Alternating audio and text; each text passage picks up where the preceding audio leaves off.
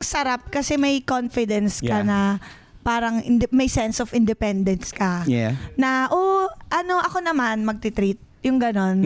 Yung, halimbawa dati meron akong kadate eh. Dumating siya, nauna ako, gutom na ako.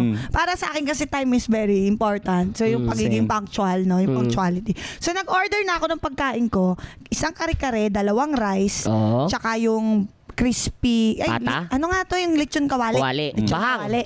Grabe So, naman. kumakain ako Isa kasi ka lang dun, leche. Nakakaloka. Ngayon, dumating Ang ganda ng mukha mo kung kumain ka, pang Dati. konstro ha. Dati nga ng bata pa, malakas pa tayo kumain. Sa mga restaurant pa naman yung mga pag-order ka ng kare-kare, ang laki nun. Tapos yun lang yung kakain. Hindi. Pag ikaw kadate ko, pas ako. Hindi ka man na nagpa-girl. Hindi, kasi ito na nga, ma. Ito na nga, dumating na siya. Kita ka makamove on. Ang ganda-ganda mo. Nilalaki ng order. Ganun, malakas ako kumain dati. Ngayon, hindi na. Ano sabi nung date pagdating? Pagdating, uy, umorder ka na pala. Halika, kain na tayo. Ay, hindi, akin lang to. Order ka sa'yo.